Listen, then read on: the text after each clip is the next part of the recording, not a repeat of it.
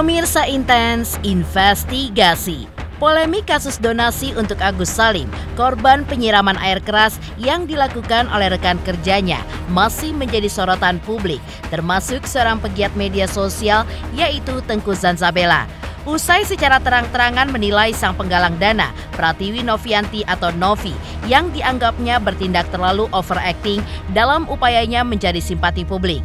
Maka, usai Novi membuktikan dirinya tidak menggunakan narkoba seperti tuduhan yang dideranya, Zanzabela pun tidak lantas menerimanya. Benarkah menurut Zanzabela tidak cukup hanya dengan melakukan tes urin saja, tapi juga dengan tes rambut? Dan benarkah Zanzabela pun mengetahui masa lalu Novi, bahkan mengetahui jika mantan pramugari yang kini sebagai konten kreator itu memiliki kehidupan yang hedon? Dan karena Novi menganggap kenikmatan materi sebagai tujuan utama dalam hidupnya itu, membuat Zanzabela akhirnya meragukan kalau Novi bisa bergerak di bidang sosial dan juga kemanusiaan. Dan benarkah Zanzabela menegaskan agar yayasan Novi segera diaudit? Tak hanya itu, Zanzabela pun juga mengomentari John LBF, pengusaha yang meminta Agus untuk mencabut laporannya kepada Novi. Benarkah Zanzabela tidak setuju dengan sikap John LBF? Lalu, apa alasannya? Pemirsa, bersama Intens Investigasi, kami hadirkan kabar terkini, terpercaya, dan teraktual. Tetapi sebelumnya, jangan lupa untuk like, subscribe, dan juga share channel YouTube ini.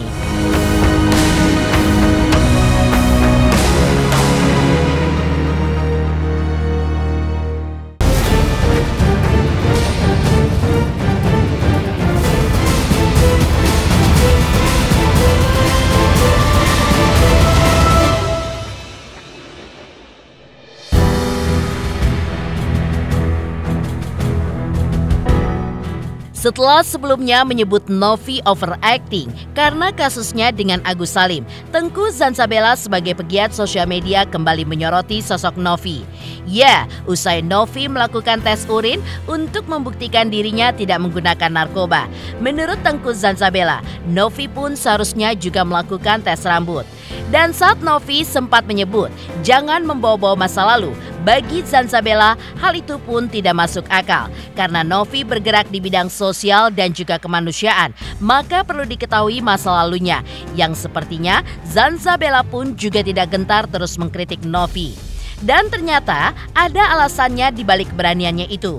Ia pun menegaskan bahwa dirinya tidak takut, termasuk tidak takut dihujat netizen jika ia berada di pihak yang benar dan juga membela yang benar. Selain itu, Zanzabela pun juga menegaskan kalau Novi hidupnya hedon, ia pun mempertanyakan sekaligus meragukan jika Novi selalu melihat segala sesuatu dari kesenangan materi.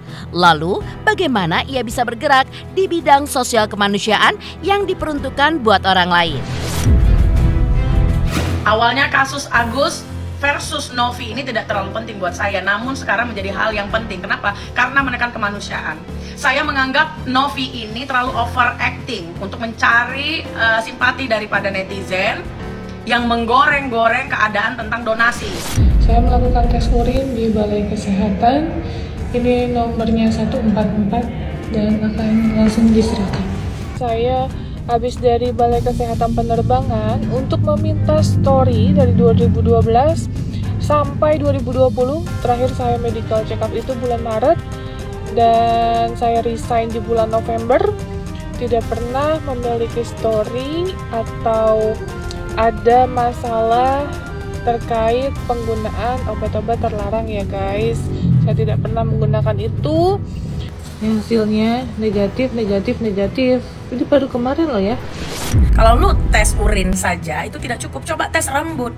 Terus dibilang jangan bawa-bawa masa lalu. Kenapa tidak boleh membawa masa lalu? Dia bergerak di bidang sosial, di bidang kemanusiaan.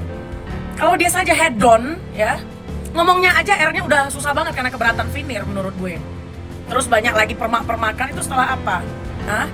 Kenapa harus takut kalau kita dihujat netizen, sedangkan kita di posisi yang benar, kita membela korban. Si Novi itu pun sebagai petugas kemanusiaan, dia merepost kok orang-orang yang ngata-ngatain si Agus. Bahkan menurut saya, Harusnya Novi dan penggemarnya ini adalah orang yang paling bertanggung jawab ketika banyaknya nanti terjadi penyiraman air keras kepada orang lain. Kenapa? Karena pendukung Novi ini banyak sekali menormalkan kejadian itu. Karena saking mau membelanya Novi, mereka bilang, baguslah si Agus itu disiram air keras, dibebaskan aja orang yang menyiramnya. Menurut saya ini udah keterlaluan, tidak bisa dimaafkan.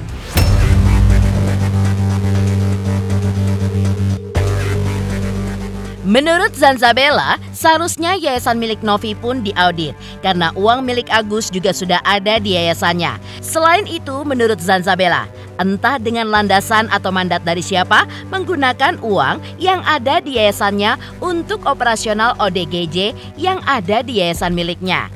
Dan jika memang untuk itu, Novi pun seharusnya membuka donasi sendiri dan bukannya mengambil uang yang ada di rekening Agus. Audit yayasannya, cek uangnya, uang udah dipegang dia kok. Terus dia pakai juga entah mandat siapa untuk penggunaan operasional ODGJ yang ada di tempat dia. Kalau disilakan, dia buka donasi sendiri. Kenapa uang yang ada di rekening Agus yang diambil gitu loh. Kadang-kadang kita harus berpikir cerdas dan netral. Kalau gue tidak akan membenarkan apapun yang dilakukan oleh netizen dan Novi untuk menggiring opini menjelekkan Agus sebagai korban.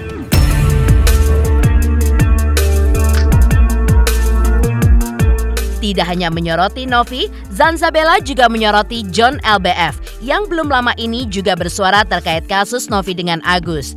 Menurutnya, seharusnya John LBF sebagai public figure tidak meremehkan keadilan. Apalagi kalau memang Novi tidak takut, buat apa menyuruh pihak Agus untuk mencabut laporan? Dan kalau memang tidak takut, seharusnya Novi pun siap menghadapi laporan Agus.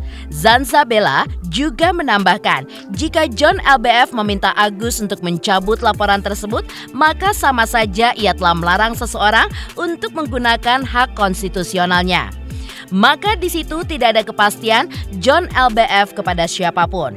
Walaupun di satu sisi, John pun sudah menghimbau netizen agar tidak menghujat Agus lagi.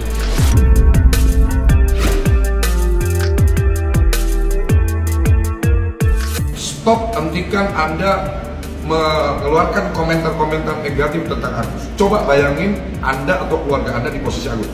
Apapun itu kita nggak berhak menilai atau menjudge seseorang, oh lu salah, lu bener. Hanya Allah yang berhak menghakimi manusia. Manusia dilarang saling menghakimi manusia. Kalau kamu nggak bisa kasih solusi, diem. Siapa yang nggak berbuat dosa di dunia ini boleh hujat Agus. Kalau masih punya dosa, jangan hujat orang. Jangan bully orang, apalagi orang yang masih dalam kondisi sakit. Matanya nggak bisa ngelihat. Sindiran sarkas keras lah buat orang-orang yang suka masih ngebully. Padahal dia nggak ngaca, dirinya aja banyak dosa. Ngapain menghujat orang? Apalagi orang yang dalam kondisi sedang mengalami desperate banget. Abang John, kita sepakat bahwasannya tidak ada korban dari tindak kriminalitas yang boleh dibully sampai menormalisasikan penyiraman air keras yang dilakukan kepada Agus. Ya, itu udah bagus bang. Tapi kemudian ada pelanggaran di sini yang abang menurutku offside. Kenapa? Karena abang telah melarang orang untuk menggunakan hak konstitusionalnya dengan abang bilang, saya mengecam kalau ada oknum-oknum yang menyuruh-nyuruh Agus membuat LP untuk Novi. Memangnya kenapa bang? Ada seseorang warga negara Indonesia yang sedang meminta perlindungan hukum kepada penegak hukum. Itu normal dan wajar bang. Tidak boleh ada kecaman di sini abang.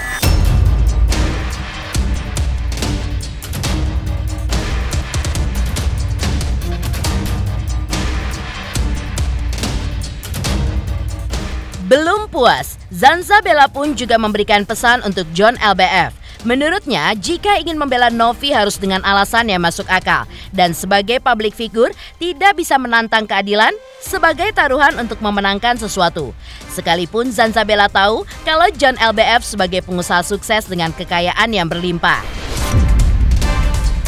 Juga, kalau mau membela si Novi, mbok ya waras gitu loh bang. Abang sebagai public figure, kita ini nggak bisa bang menantang-nantangin kayak keadilan dan penegakan hukum itu bisa dijadikan bahan taruhan. Semua orang tahu abang punya kekuatan di duit ya. Abang juga dekat dengan penegak-penegak hukum. Justru itulah harusnya abang sebagai public figure tidak kemudian meremehkan keadilan begitu.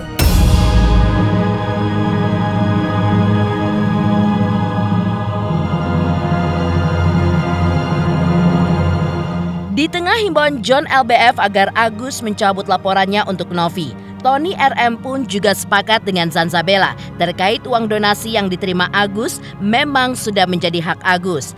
Namun benarkah terkait uang yang sempat digunakan Agus untuk kepentingan keluarganya itu menurut Tony memanglah tidak tepat. Dan benarkah Tony pun juga menyayangkan kasus ini menjadi kisruh hingga berujung ke laporan Agus? Dan bagaimanakah Tony melihat ancaman yang diduga dilakukan Novi kepada Agus? Pemirsa Intens Investigasi, jangan lupa saksikan terus Intens Investigasi setiap hari Senin sampai dengan Jumat, tayang 5 kali sehari, dan Sabtu tayang 3 kali sehari, yaitu pada pukul 11 siang, 12 siang, 3 sore, 5 sore, dan 6 sore. Tentunya hanya di YouTube channel. Dan pastikan jangan lupa untuk like, subscribe, share, dan komen channel Intens Investigasi.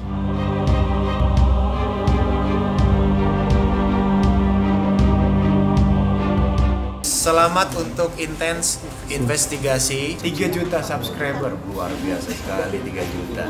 Ya pokoknya semakin sukses lah dan bisa menghadirkan sesuatu yang memang baik untuk diperlihatkan.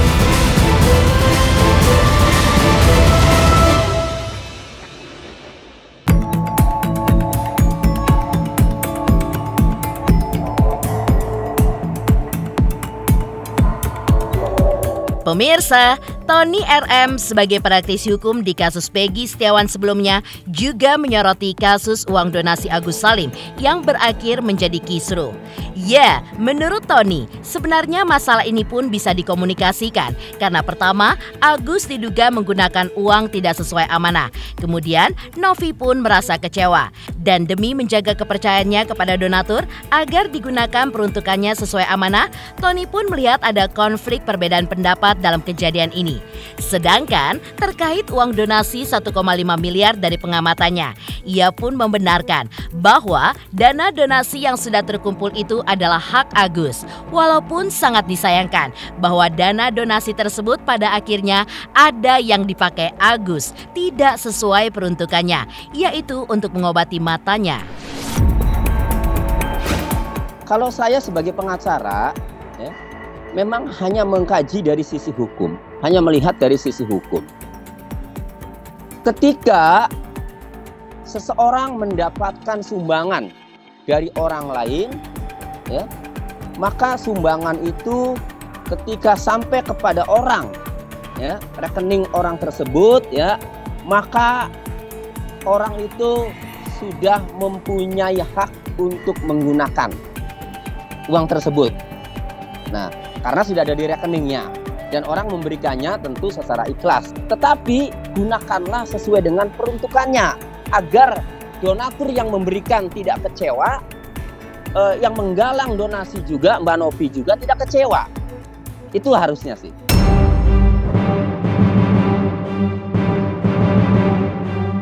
Sedangkan laporan Farah Tabas kepada Novi terkait pasal dugaan pengancaman yang dilakukan Novi kepada Agus, Tony pun menegaskan ia tidak berani mengambil kesimpulan karena dirinya pun belum mendapatkan informasi lengkap terkait hal tersebut. Di satu sisi, Tony pun juga menyayangkan kisruh ini justru semakin besar dan muncul ke publik. Padahal seharusnya bisa diselesaikan lewat jalan musyawarah secara baik-baik dan tidak perlu sampai keluar ke publik. Tapi pada akhirnya, hal ini pun memancing reaksi dari netizen. Dan wajar jika netizen marah karena menyumbang buat berobat dan bukan buat yang lain. Tapi apa mau dikata, semuanya pun sudah terlanjur hingga berujung laporan polisi. Kemudian Bang Farhat juga menunjukkan kepada saya bahwa ada perpindahan mutasi rekening dari Agus sebesar 1 miliar dan dari Elmi sebesar 300 sehingga total 1,3 miliar kepada rekening Yayasan Peduli. Namun Bang Farhat juga menunjukkan kepada saya kenapa uang itu berpindah, karena ada WA, WhatsApp dari Mbak Novi kepada Elmi. walaupun itu ditujukan kepada HP-nya Agus, namun karena Agus tidak bisa melihat, kata Bang Farhat, ya, maka itu Elmi, ya, istrinya yang membaca. Nah, menurut Bang Farhat, WA itu mengancam. Menurut Bang Farhat, ya, WA itu mengancam sehingga Agus atau Novi, siapa namanya, Elmi, sehingga Elmi, ya, itu kemudian, ya, menyerahkan. Nah, itu versi Bang Farhat.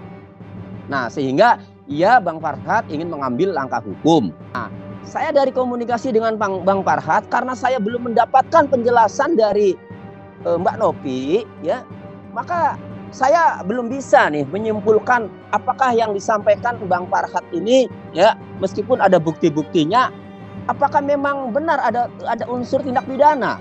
Karena unsur tindak pidana itu secara formal memang diatur di dalam pasal, tetapi untuk mencari niat jahatnya atau mensreanya, maka harus mendengarkan keterangan juga dari Mbak Novi. Nah, sebenarnya, ya, hal itu bisa dikomunikasikan nih, karena pertama Agus diduga menggunakan uang tidak sesuai amanah, kemudian Mbak Novi merasa kecewa dan demi menjaga kepercayaannya kepada donatur agar digunakan sesuai dengan peruntukannya agar amanah, ya. Nah, maka di sini sebenarnya ada semacam konflik atau ada semacam perbedaan pendapat yang seharusnya bisa diselesaikan, yang seharusnya. Saya sangat menyayangkan, ya, sekarang ini terkait donasi Agus, ini kisruh dan akhirnya sampai berujung laporan polisi. Ini saya sangat menyayangkan.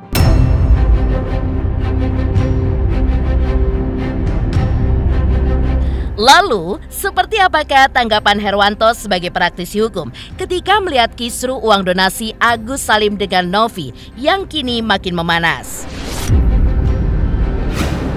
Pemirsa Intens Investigasi, jangan lupa saksikan terus Intens Investigasi setiap hari Senin sampai dengan Jumat, tayang 5 kali sehari, dan Sabtu tayang 3 kali sehari, yaitu pada pukul 11 siang, 12 siang, 3 sore, 5 sore, dan 6 sore. Tentunya hanya di YouTube channel. Dan pastikan jangan lupa untuk like, subscribe, share, dan komen channel Intens Investigasi.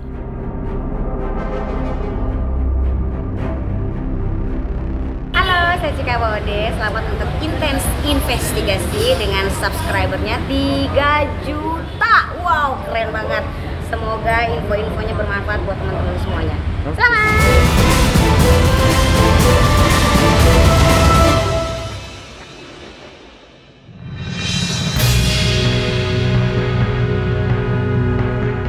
Kasus perseteruan antara Agus Salim dan Novi yang disebabkan oleh penggalangan dana donasi yang hasilnya tidak dimanfaatkan sesuai peruntukan makin memanas dan menjadi sorotan.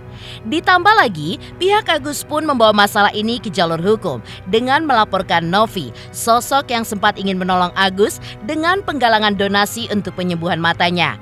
Ya, Novi dilaporkan ke Polda Metro Jaya pada 19 Oktober 2024 atas dugaan pencemaran nama baik atau fitnah dengan media elektronik sebagaimana diatur Undang-Undang ITE.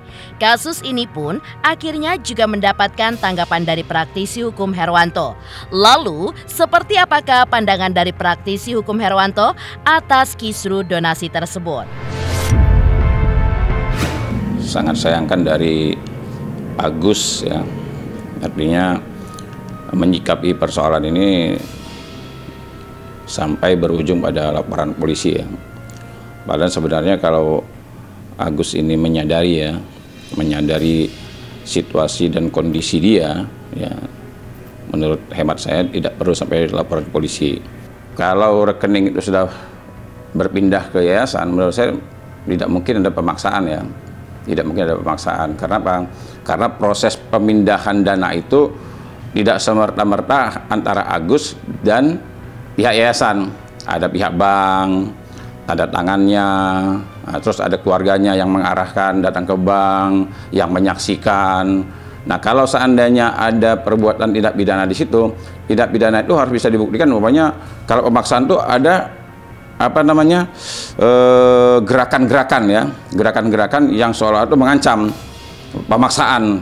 Nah, itu kalau seandainya orang datang ke bank, janjian dulu jamnya, ya, setelah itu ngisi angkanya dan lain sebagainya. Nah, kemudian berpindahlah. Nah, di situ kan ada orang bank. Kalau seandainya situasi dan kondisinya nih terlihat seolah-olah Agus ini seperti orang dipaksa, seperti orang diancam, itu bank juga bisa jadi menolak tuh.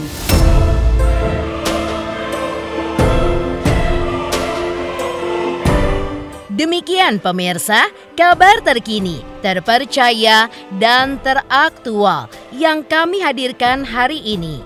Saksikan terus Intens Investigasi setiap hari Senin sampai dengan Jumat, tayang 5 kali sehari dan Sabtu tayang 3 kali sehari, yaitu pada pukul 11 siang, 12 siang, 3 sore, dan 6 sore.